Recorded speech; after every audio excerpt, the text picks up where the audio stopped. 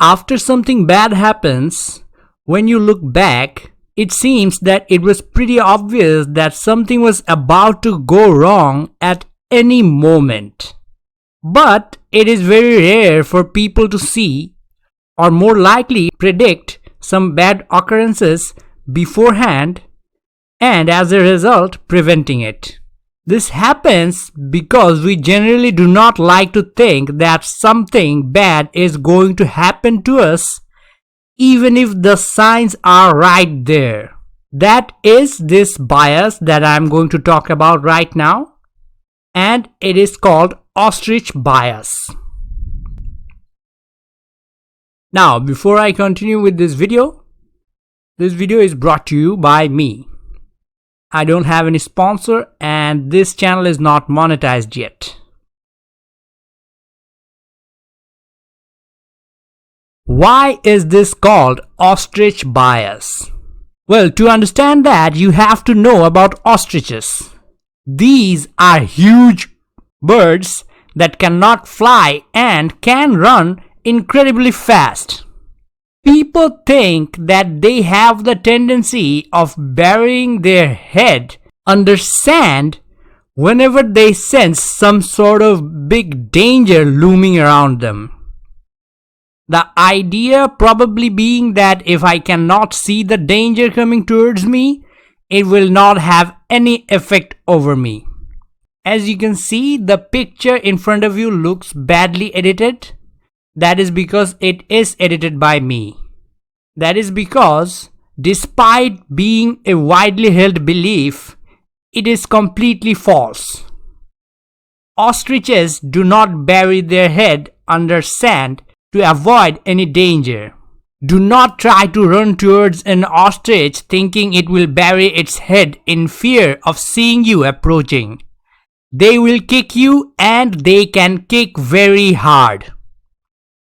The idea of burying your head in sand to avoid seeing something dangerous sounds pretty stupid, right? Well, yes. But I am talking about it in this video, aren't I? And this video is not targeted for ostriches, is it? Well, comment below if you are an ostrich and you are seeing this video.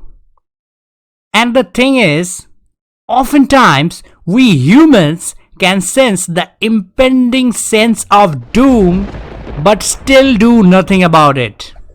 And in other times we don't even know that there is a chance of something bad happening. We have our heads underground because it feels good to be down there. People tend to avoid these informations and try to live their lives as if nothing bad ever will happen to them if they just ignore the signals that indicate that something bad might happen. And bad things do happen. If you do not ignore the signals and make informed decisions, you can even avoid one or two bad things from happening to you. That is entirely possible. People avoid information in many ways. They will literally try to physically avoid the places where they are likely to get any information that does not match with their vision that they are seeing from the rose-colored glasses they are wearing. Even if they come across something, they try not to be attentive to these informations. And even after that, they go out of their way to not to interpret the signs as bad news and try to forget them as soon as possible. There's a good reason why people tend to avoid these unpleasant informations. The simple reason is because it is not pleasant. It will make you uncomfortable. And we do not want to be uncomfortable. So, we end up avoiding that information. If you avoid these informations, in the short run, you are not going to feel discomfort. But the discomfort is actually necessary discomfort. And You have to go through it if you want to avoid the negative outcome that is going to affect you in the long run. The biggest example will be about the stock market. Investors, often in the face of losing a lot of money, keep on investing in a losing market, ignoring the information that indicates that the market is not doing good, and if you keep on investing there at this state, you are likely to lose money.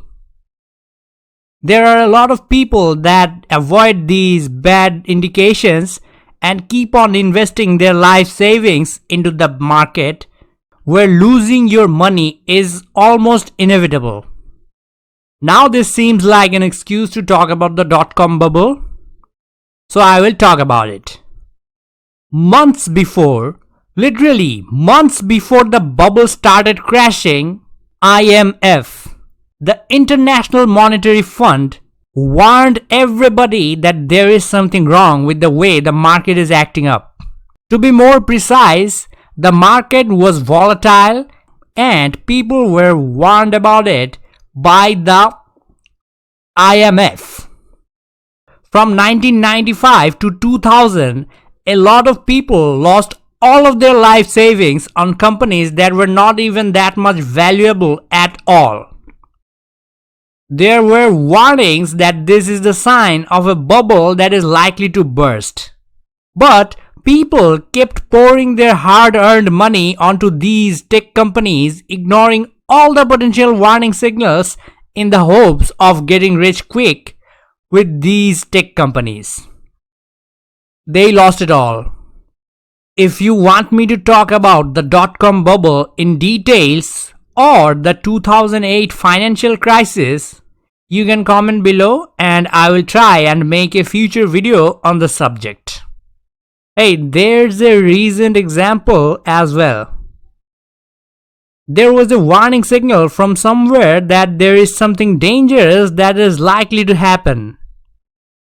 A lot of people tried to ignore it, thinking that it will go away on its own and will not pose any danger on their own lives and economy. But it did. It came, didn't it? It was not a hoax, was it?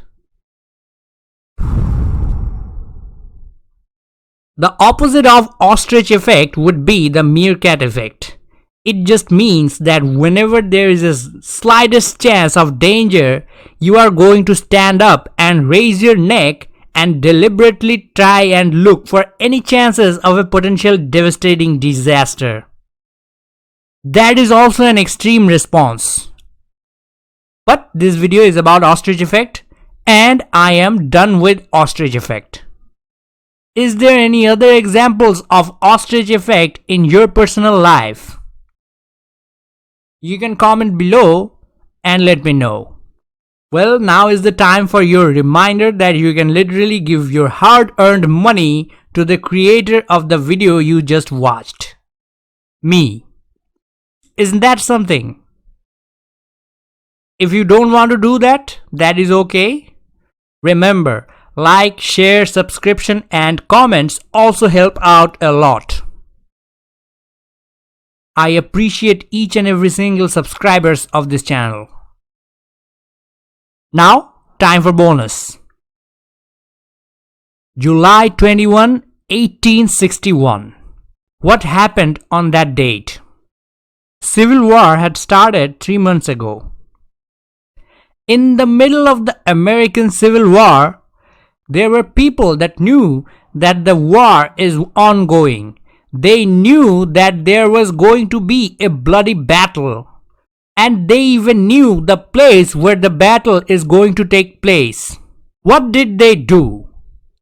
They actually gathered around with sandwiches to have a feast and a great sight to see. People literally fighting for their lives.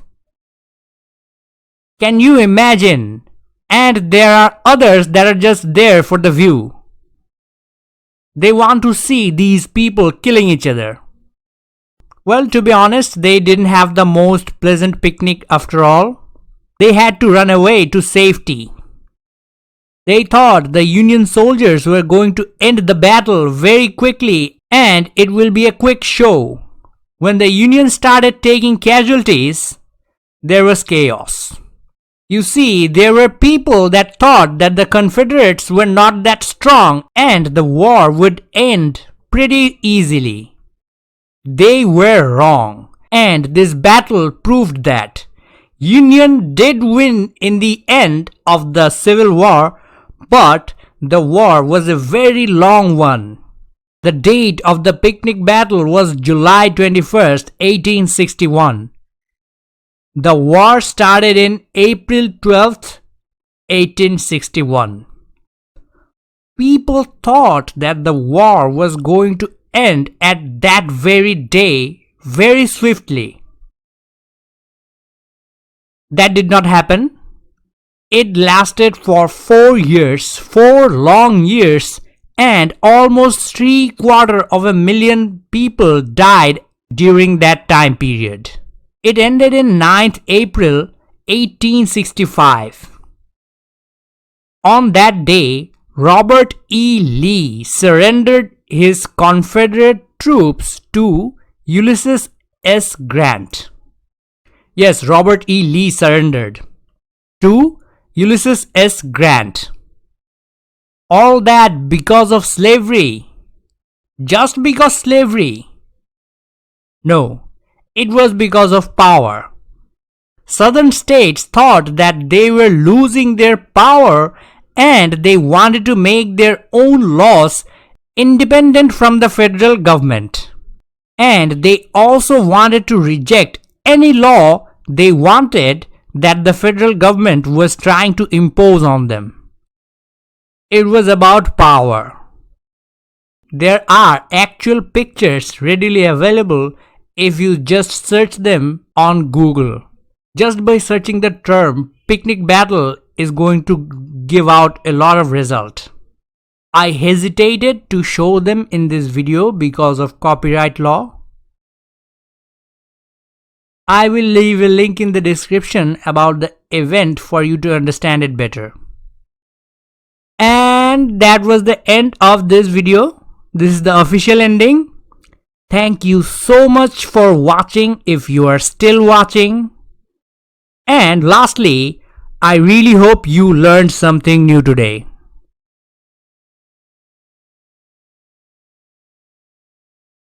Goodbye for now.